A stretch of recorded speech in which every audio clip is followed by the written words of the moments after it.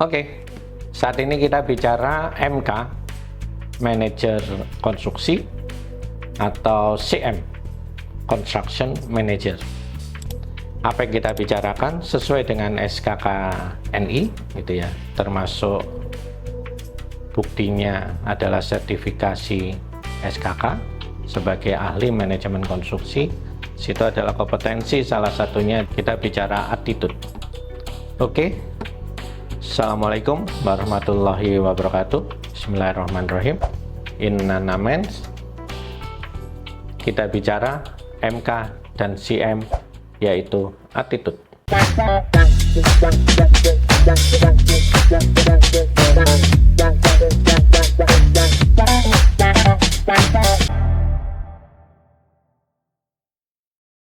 Attitude dasarnya bagi seorang MK atau CM adalah harus memiliki mindset yang profesional, harus berattitude karena perannya sangat strategis dalam suatu proyek.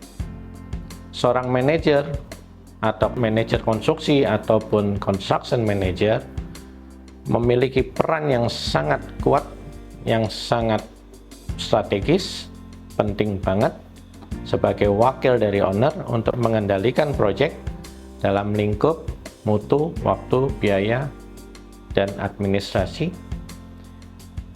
Attitude, mindset itu adalah menjadi yang penting. Berikut adalah attitude dasar yang harus dimiliki oleh seorang MK atau CM yang ideal. Pertama, berintegritas dan transparan, jujur, objektif dalam membuat keputusan, meskipun ada tekanan dari berbagai pihak, baik itu owner, kontraktor, maupun regulator, atau stakeholder lain dalam proses perizinan, dalam proses perencanaan desain mungkin, dalam proses pengaturan atau kelayakan lahan terhadap lingkungan sekitar. Tidak memihak, tetap berpegang pada regulasi dan kontrak proyek. Mampu melindungi kepentingan proyek tanpa konflik kepentingan. Posisi pasti on behalf owner. Contoh, jika ada masalah di lapangan, MK harus menyampaikan fakta tanpa manipulasi data.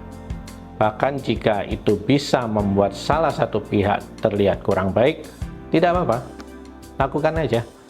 Lakukan dengan cara yang baik, keluarkan saran rekomendasi, dan sampaikan bahwa saran rekomendasi sudah melalui suatu simulasi, evaluasi, dan analisis yang membuat saran rekomendasi itu menjadi kuat. Keputusan pilihan tetap ada di pemilik proyek karena ada berbagai hal yang menjadi pertimbangan pemilik proyek untuk mengambil suatu keputusan. Selanjutnya adalah tegas tetapi diplomatis dan kooperatif. Bisa mengontrol proyek dengan ketegasan, tetapi tetap komunikasi yang baik. Tidak terlalu dominan, tetapi juga bisa dikendalikan sepenuhnya oleh pihak lain. Walaupun dominan, tapi kendali-kendali tidak pihak lain itu menjadikan hal yang tidak bisa mempengaruhinya dalam memberikan saran dan rekomendasi. Harus bisa menjembatani perbedaan kepentingan antara owner, kontraktor, konsultan desain, dan pihak perizinan, pihak pemerintah daerah, lingkungan sekitar, dan segala macam pihak itu harus bisa jembatani.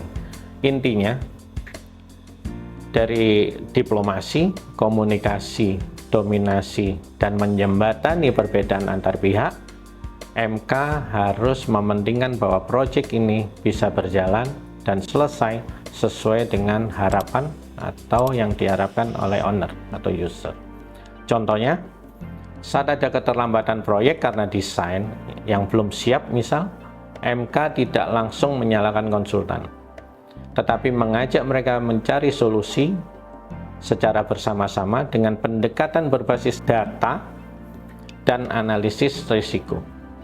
Dari semua simulasi yang dikumpulkan, sehingga di situ dipilih mana yang terbaik dan disaring dan disepakati dengan pihak perencana desain, disampaikan kepada owner bahwa dengan situasi seperti A, B, C, sarannya adalah ini, rekomendasinya ini, diharapkan keputusannya ke arah ke sana dengan dampak dan risiko yang sudah disampaikan, yang bisa digambarkan, bisa dijelaskan, bisa dimengerti oleh pihak owner.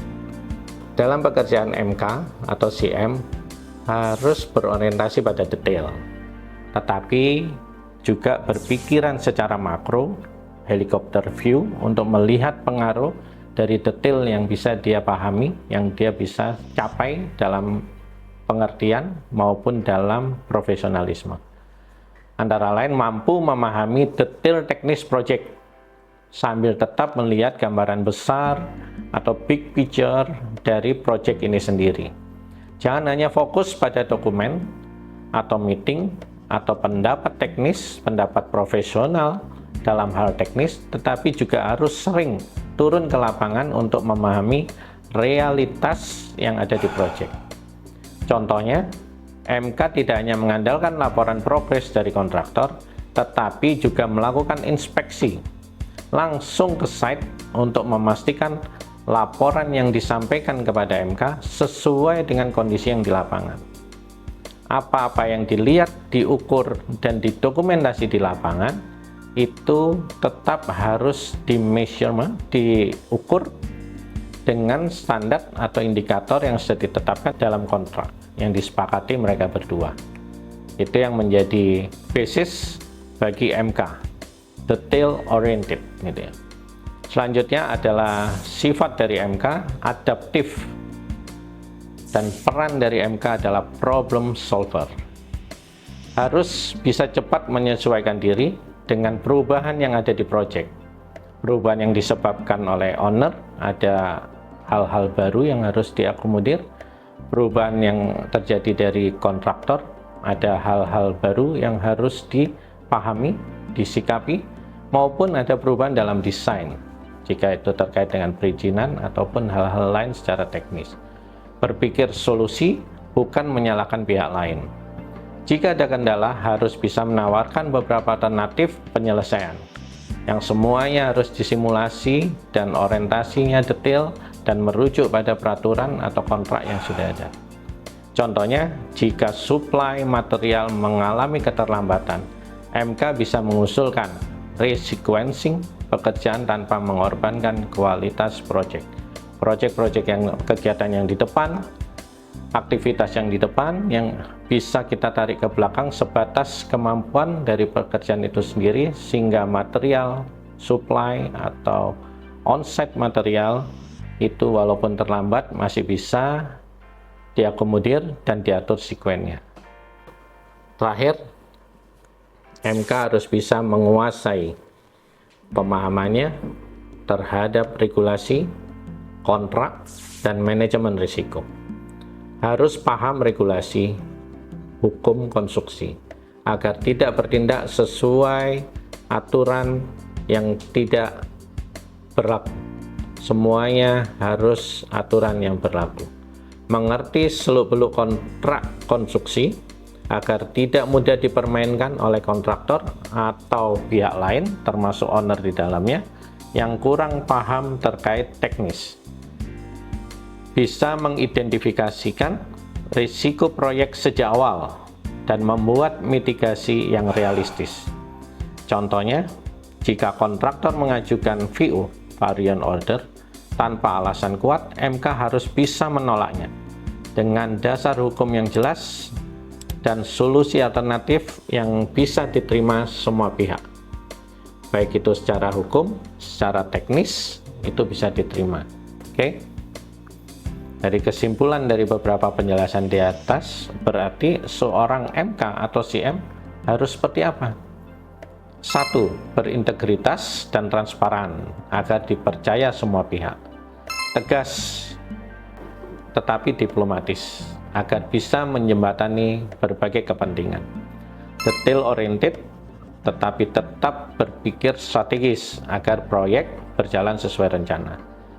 Adaptif dan problem solver, bukan hanya pencatat masalah, tapi pandai menyesuaikan kondisi lapangan, realitas yang ada di lapangan, dan memberikan alternatif solusi, entah dari diskusi dengan pihak lain, dengan ahlinya, maupun dengan pihak-pihak pengambil keputusan.